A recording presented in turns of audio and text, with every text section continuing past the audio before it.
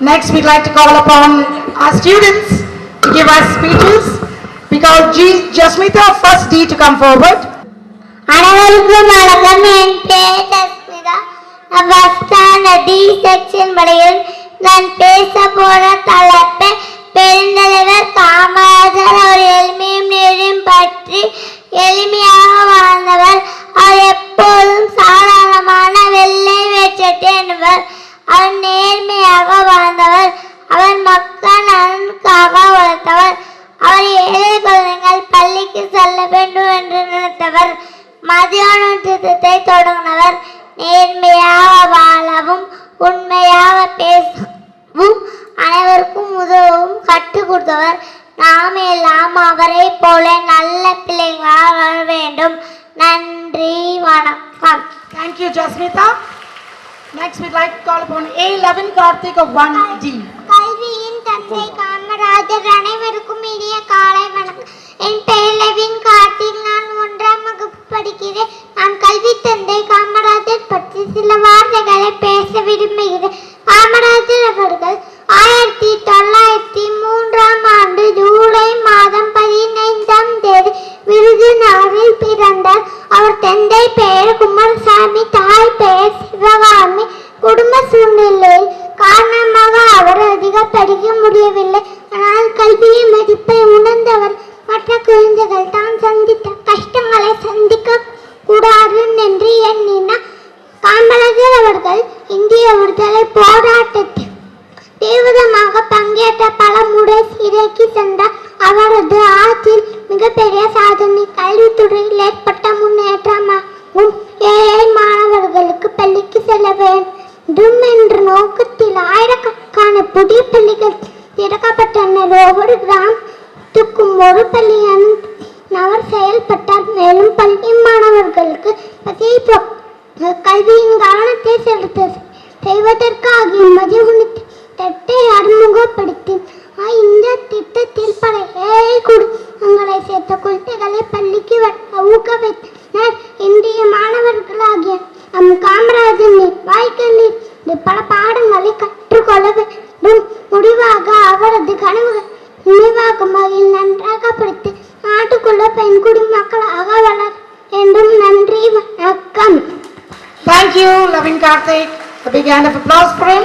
Next, we'd like to call upon Sai Deshna of 2nd D. Good morning, everyone. My name is Sai Deshna. I am studying in 2nd standard D section. I am going to talk about Pentalva Kamarajar. Kamarajar was a great leader. He was born on 15th July 1903 in Virudhunagar. His mother's name was Sivagami Ammal. His father's name was Kumarasamy Nadar. Kamarajar served as the 3rd Chief Minister of Tamil Nadu from 1954 to 1963. Kamarajar opened many schools, dams and introduced mega industries in Tamil Nadu. Kamarajar introduced free education, free midday meal schemes in all government schools. His government was known as the golden period of Tamil Nadu. Kamarajar education of father. Kamarajar died on 2nd October 1975. He is an inspiration for us. So all of the students, please focus on education, be disciplined and become a good citizen of the country. Thank you for all. Thank you, Sai Deshna, for that information. A big hand of applause. Next, we'll call Aisha Farah from 4th C. அனைவருக்கும் என் பணிவான வணக்கங்கள். என் பெயர் ஆயிஷா ஃபரா. நான் 4ஆம் வகுப்பு படிக்கிறேன். கொங்கு மலையின் சாரலிலே, குளிர் மலையின் பாறையிலே, எங்கும் தலையாட்டும் அமுத சோலையிலே தங்கமலர் பறித்து தமிழ் தாய்க்கு சூட்டிவிட்டு தூங்குகிறேன் என் உரையை. நான் எடுத்துக்கொண்ட தலைப்பு தலைகணம் இல்லா தனிகள் தலைவர் காமராஜர். படிக்காத மேதை என்றும் கல்விக்கண் திறந்தது என்றும் அனைவராலும் போற்றப்படும் கர்ம வீர காமராஜர் அவர்களின் புகழ் பேச இங்கு வந்துள்ளேன். பதவியும் அதிகாரம் வந்தால் மனிதர்களுக்கு தலைகணம் வருவது இயல்பு.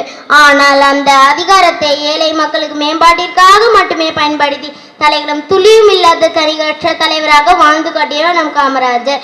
விருதுநகரில் ஒரு எளிய குடும்பத்தில் பிறந்து ஒருமை காரணமாக தனது பள்ளி படிப்பை முழுமையாக முடிக்காத அவர், ஆனால் தமிழ்நாட்டில் உள்ள ஏழை எளிய ஒடுக்கப்பட்ட மக்களின் குழந்தைகள் அனைவரும் கல்வி கற்க வேண்டும் எண்ணி ஒவ்வொரு ஊரிலும் பள்ளிகளை திறந்தார். குழந்தைகள் பசியோடு படிக்க கூடாது என்பதற்காக மதிய உணவு திட்டத்தை உலகமே வியக்கும் வண்ணம் அறிமுகப்படுத்தியவர்.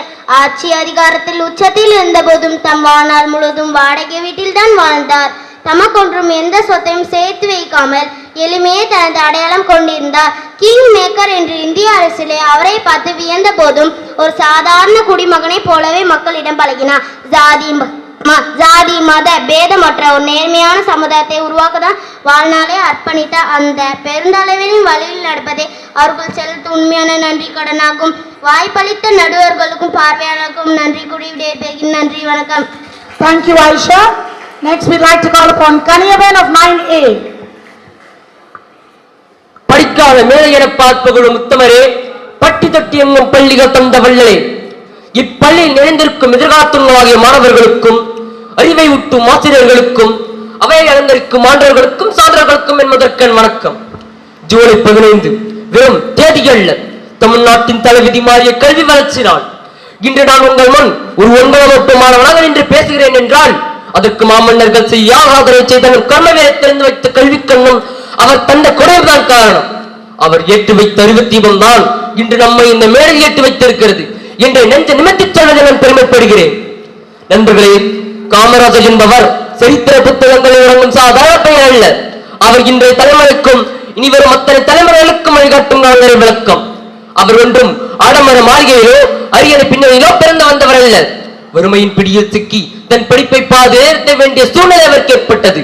ஆனால் அவர் முடங்கி போகவில்லை. தனக்கு கிடைக்காத இந்த கல்வி தமிழ்நாட்டில் வாழும் எந்த ஒரு ஏழை பிள்ளைகளுக்கும் மறுக்கப்படக்கூடாது என்று சிந்தித்தார். பாருங்கள், அங்குதான் அவர் எல்லாரையும் விட உயர பறக்கும் தலைவராய் வந்திருக்கிறார். அன்று எந்த ஒரு நவீன வசதியும் இல்லாத காலத்திலே வெறும் பள்ளிக்கூடம் இருந்தால் மட்டும் போதாது, என் பிள்ளைகள் பசியோடு இருந்தால் எப்படி படிப்பார்கள் என தாய் உள்ளத்தோடு சிந்தித்து மத்திய உணவு திட்டத்தை கொண்டு வந்தார். அத்தோடு நிறுத்தவில்லை. வறுமை வெளியில் தெரிந்தாலும் பரவாயில்லை, வகுப்பறைக்கு நுழைந்த பின் எந்த ஒரு பிள்ளையும் தாழ்வு உணப்பான்மை கொள்ளக்கூடாது என்பதற்காக சீரோட திட்டத்தை கொண்டு வந்தார். பணக்கார குழந்தையும் ஏழை குழந்தையும் ஒரே உரையில் ஒரே நாற்காலியில் அமர வைத்த சமத்துவத்தாலும் காமராஜர். பள்ளிக்கூடங்களை திறந்ததோடு அவர் கடமை முடிந்துவிடவில்லை. படித்து முடிக்கும் பிள்ளைகளுக்கு வேலை வேண்டும் என்று சிந்தித்து நெய்வேலி, பெல் போன்ற பெரும் தொழிற்சாலைகளையும் விவசாயம் சரி கடைகளையும் கட்டினார். சுருக்கமாக சொன்னால் இன்று நம் கைகள் இருக்கும் புத்தகம் அவர் தந்தது. நம் வீடுகளில் எரியும் அடுப்பும் அவர் பட்ட அடித்தளம். இன்று நாம் எதை படித்தாலும் இதனால் எனக்கு என்ன லாபம், எவ்வளவு சம்பளம் கிடைக்கும் என்றுதான் யோசிக்கிறோம். ஆனால் நம் வாழ்ந்த சமுதாயத்திற்கு என்ன பயன் என்று யோசிப்பதுதான் உண்மையான கல்வி என்பதை அவரோடு 9 ஆண்டு கால பொற்காலாட்சி நமக்கு கற்றுத் தருகிறது. அப்படி என்றால் காமராஜின் வழியில் நடப்போம் என்பதற்கான உண்மையாக்கம் தான் என்ன? நாமும் அவரை போல் எதற்கும் என்றால் தன்னம்பிக்கை வளர்த்துக் கொள்ள வேண்டும். வெறும் மதிப்பெண் எடுக்கும் எந்திரங்களாக மாறாமல் அறிவிற்காக படிக்க வேண்டும். எவ்வளவு பெரிய உயரத்துக்கு சென்றாலும் எளிமையோடும் நேர்மையோடும் வாழ பழக வேண்டும். அதுவே நாம் அவருக்காக செய்யும் உண்மையான மரியாதை. நண்பர்களே, நாம் இன்று அமர்ந்திருக்கும் இந்த பள்ளியின் ஒவ்வொரு செங்கலிலும் காமராஜின் கனவுகள் நிறைந்திருக்கின்றன. நாம் தினம் புரட்டும் புத்தகத்தின் ஒவ்வொரு பக்கத்திலும் அவருடைய வேலைத்துளிகள் மறைந்திருக்கின்றன. அவர் நமக்காக ஏற்றி வைத்த அறிவுச்சுடரை அடுத்த தலைவருக்கு எடுத்துச் செல்லும் பொறுப்பு நம் கையில் தான் இருக்கிறது. அதை நினைவில் நிறுத்தி அவர் கண்டு வளமான வல்லரசு இந்தியாவை நாம் உருவாக்குவோம். கல்விக்கண் திறந்த கர்மவேல் காமராஜின் வழியில் நடப்போம். புதிய சரித்திரம் படைப்போம். ஈர்மறைந்தாலும் எங்கள் நெஞ்சங்களில் உங்கள் நிழலாடும் உருவம். வாய்ப்பளித்தமைக்கு நன்றி பாராட்டி விடைபெறுகிறேன். நன்றி, வணக்கம். Thank you, Kaniyavan, for that excellent speech. A big hand of applause for him. Next, we'd like to call upon Abita of 9th standard. செம்மொழி என்ற தலையணை சூட்டி வானுயர்ந்து நிற்கும் தமிழுக்கும் அவையோர் அனைவருக்கும் என் சிரம் தாழ்ந்த வணக்கங்கள். என் பேர் அபிதா. நாடாசங்கம் மெட்ரிக் மேல்நிலைப் பள்ளியில் 9ஆம் வகுப்பு படிக்கின்றேன். தென்னாட்டு காந்தி, படிக்காத மேதை, கல்வி கண் திறந்தவர் கருப்பு காந்தி. இந்த அடைமொழிகளுக்கெல்லாம் சொந்தக்காரர் நம்ம ஐயா காமராசர். காமராசரின் உண்மையும் உழைப்பும் என்ற தலைப்பின் கீழ் நம்ம ஐயா காமராசரை பற்றி எனக்கு தெரிந்த சிலவற்றை தங்கள் முன்பு கூற வந்துள்ளேன். இன்று நான் பேச இருப்பது அதிகாரத்தால் உயர்ந்த தலைவரை பற்றி அல்ல, உண்மையாலும் உழைப்பாலும் உயர்ந்த வரலாறு படைத்த ஒரு மனிதரை பற்றி என்றால் அதுவே உண்மை. உண்மையை பேசுவது எளிதல்ல, அதைவிட உழைப்பு இன்னும் எளிதல்ல. ஆனால் இவ்விரண்டையும் தன் வாழ்நாள் முழுவதும் கடைபிடித்தவர் நம் ஐயா காமராசர். காந்திய வழியில் உண்மையாக கடமையாற்றிய நம் ஐயா காமராசரை 1954 தமிழக முதல்வராக அரியணையேற்றி மக்கள் அழகு பார்த்தனர். கல்வியில் மிக்கதாம் செல்வம் ஒன்றே இல்லையே, கண்மணி கேளடா நீ என்றன் சொல்லையே என்ற பாவேந்தர் வரிகளுக்கு ஏற்ப காமராசர் முதலமைச்சரானதும் குலக்கல்வி முறை ஒழிக்கப்பட்டு அனைத்து குழந்தைகளுக்கும் இலவச கல்வி கட்டாயமாக்கப்பட்டது. படிக்காத மேதையாக இருந்தாலும் படிக்கும் தலைமுறையை உருவாக்கிய பெருமை நம் ஐயா காமராசரே சாரும். கடை 7 வள்ளல்கள் வலம் வந்த நாட்டில் கல்வி வள்ளலாய் வலம் வந்தார் நம் ஐயா காமராசர். ஏழை பணக்காரன் வேறுபாடு இருக்கக்கூடாது என்பதற்காக பள்ளியில் சீருடை கட்டாயமாக்கினார். 1950களில் பல ஏழை குழந்தைகள் பசியின் காரணமாக பள்ளி செல்ல முடியாமல் இருந்தனர். இதை கண்ட நம் ஐயாவின் உழைப்பினால் உருவானதான் ஏழைகளுக்கான இலவச மதிய திட்டம். இதனால் பள்ளிக்கு வருகை அதிகரித்து கல்வி வீடுகளும் சென்றடைந்தது. அது மட்டுமா, பிள்ளைகளின் படிப்பிற்கு தான் பிச்சை எடுக்கும் தயங்க மாட்டேன் என்று கூறியவர் அந்த படிக்காத மாமேதை. ஒரு பிள்ளை படிக்க வேண்டும் என்று தாய் நினைப்பால் தகப்பன் நினைப்பான், ஆனால் நாட்டை ஆளும் மன்னனான நினைப்பான்.